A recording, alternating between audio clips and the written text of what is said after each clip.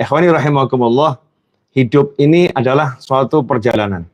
Ya, hidup itu suatu perjalanan dan kita baru tahu hasilnya itu pada akhir perjalanan. Ya, tahu hasil pada akhir perjalanan.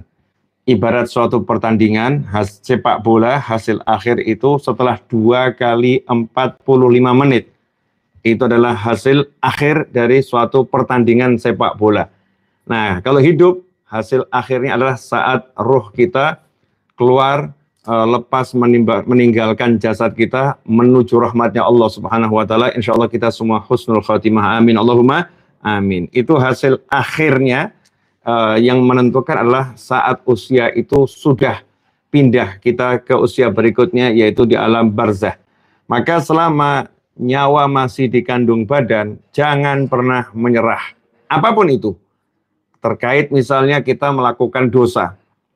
Setelah kita beramal soleh, kita melakukan dosa. Atau memang kita ahli melakukan dosa. Na'udzubillah min dzalik. Pandai melakukan dosa. Maka jangan menyerah. Pertandingan belum selesai. Segera bertobat. Minta ampun kepada Allah Subhanahu wa taala, segera bertobat. Dan segera lakukan perbaikan. Karena seseorang yang bertobat dan memperbaiki diri, Allah mengampuni semua dosanya dan memasukkannya dalam kelompok wali-wali Allah Subhanahu wa ta'ala. Innallaha yuhibbut tawwabina wa yuhibbul mutatahhirin. Apapun itu, ya, kalau kita sudah bertobat kemudian tergelincir lagi, tobat lagi. Tergelincir lagi, tobat lagi. Ya biasalah orang bertanding itu 1-0, 1 sama, 2-1, 2 sama, 3-1, atau 3-2, 3 sama, sampai akhirnya kita menangkan pertandingan jadi 5-3 atau 7-3. Itu kalau kita tidak menyerah. Di last minute kadang-kadang terjadi harapan kita itu diwujudkan oleh Allah Subhanahu wa taala. Dalam kerja, dalam usaha, dalam bisnis.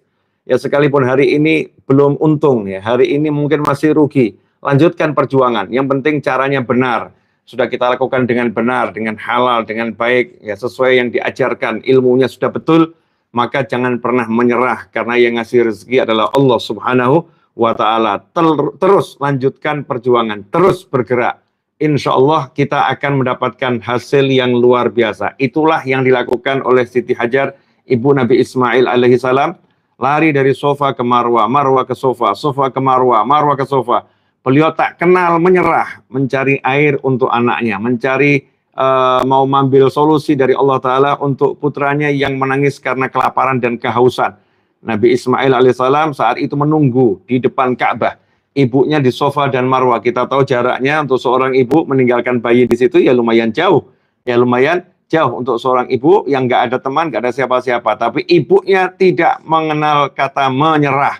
Maka berlari dari sofa ke marwah, sofa dan marwah. Itulah salah satu hikmah. Kenapa kita dianjurkan ya untuk merenung dari perjalanan Siti Hajar ketika kita mau ihram ya, kita umrah, maka kita harus melakukan yang namanya sa'i sofa dan marwah. Coba kita renungkan. Untuk apa itu? Di antaranya agar kita menjadi pribadi yang tak kenal menyerah, ya, tak kenal menyerah, dan pada akhirnya Allah beri air Zam-Zam. Ikhwani rahimakumullah. Menyerah itu adalah untuk orang-orang yang tak kenal Allah Ta'ala. Menyerah itu untuk orang-orang yang bergantung kepada usaha. Menyerah itu untuk orang-orang yang bergantung kepada upaya. Tapi siapa yang bergantung pada rahmatnya Allah Subhanahu wa Ta'ala, dia tak akan pernah menyerah, dia akan terus bergerak. Kita lihat itu seorang pembunuh yang telah membunuh 99 nyawa. Ya, 99 manusia dia bunuh. Dia ingin kembali ke jalan Allah, dia tak kenal menyerah. Meskipun sudah membunuh 99 orang dan dia tanya, apakah masih ada jalan untuk saya untuk bertobat?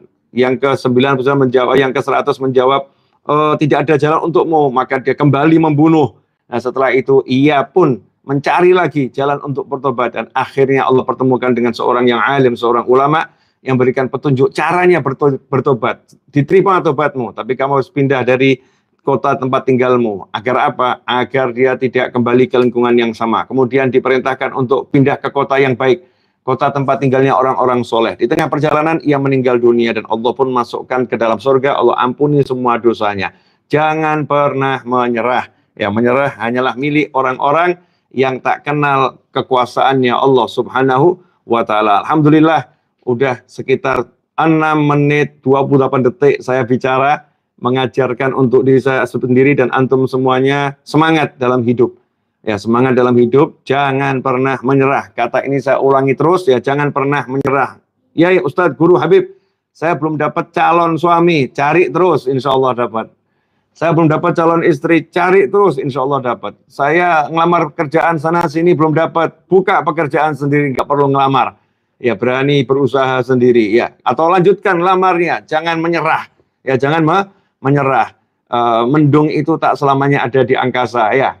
Panas juga tak selamanya menyinari bumi. Ya, hidup ini silih berganti. Roda kehidupan selalu berputar. Ya, jadilah yang selalu di atas. Ya, jadilah selalu di atas dalam semangat, ya, di atas dalam harapan, di atas dalam perjuangan. Jangan pernah menyerah. Orang yang menyerah, dia berarti sudah kalah sebelum dia melakukan pertandingan. Ya, kita jangan ukur yang di hadapan kita. Apapun kenyataan di depan mata, jangan pernah membuat kita mundur. Kalau pasukan Badar, ya, sahabat yang ikut perang Badar itu melihat kekuatan musuh, maka akan mundur. Tapi sahabat yang ikut perang Badar melihat kekuatannya Allah yang Maha Kuasa dan Allah menangkan pertempuran itu. Para sahabat dimenangkan oleh Allah Subhanahu wa taala. Jangan pernah menyerah, ya, jangan pernah menyerah. Sampaikan pada sahabat, sampaikan pada pasangan hidup, sampaikan kepada teman, sampaikan pada kerabat. Apapun kondisinya, never don't give up, ya. Jangan pernah menyerah. La ta'asu, jangan pernah berputus asa dari rahmatnya Allah Ta'ala. Jangan pernah berputus asa dari pertolongannya Allah Subhanahu Wa Ta'ala. Tadi sudah saya contohkan tuh Siti Hajar bagaimana. Saya contohkan juga seorang yang telah membunuh 99 nyawa bagaimana. Ya, tidak menyerah dan hasilnya Allah tunjukkan instan langsung. Ya, dikasih sama Allah Ta'ala pertolongan. Semangat yang ada dalam jiwa inilah yang menggerakkan kita semua. Mudah-mudahan di akhir besok kita akan masuk 10 hari terakhir bulan suci Ramadan, insya Allah. Ya, ini kita sudah di hari yang ke-20 kalau saya nggak salah, karena saya nggak ngitung, ya. Di hari ke-20 menurut Ramadan, ketentuan pemerintah yang saya ikuti, dan tersisa 10 hari terakhir. Kalau 20 hari ini kita belum bagus, 20 hari ini kita belum baik, dari 20 hari ini kita belum menghasilkan apapun, jangan menyerah, masih ada 10 hari. Ya, perbaiki diri, segera tingkatkan amal soleh, segera kita lakukan perbaikan-perbaikan, insya Allah, ya, Allah Ta'ala beri kita hasil yang memuaskan di penghujung Ramadan nanti, dan nanti di Idul Fitri, kita terlahir kembali seperti bayi yang suci tanpa dosa. Ingat, jangan pernah menyerah, insya Allah tak akan pernah kalah, selama kita gantungkan harapan pada Allah yang Maha Kuasa. Qul huwallahu ahad, Allahus samad, lam yalid walam yulad, walam yakul lahu kufuwan ahad. Katakanlah Allah yang Maha Esa. Allah lah tempat berharap semuanya, tempat bergantung semuanya. Harapan semua itu pada Allah Subhanahu wa Ta'ala. Lam yalid walam yulad. Allah tidak melahirkan, Allah tidak dilahirkan. Ya, dan tidak ada yang bisa menyaingi Allah Subhanahu wa Ta'ala. Karena itu, kalau udah betul-betul pasrah pada Allah, bergantung pada Allah, berharap pada Allah, lanjutkan perjuangan.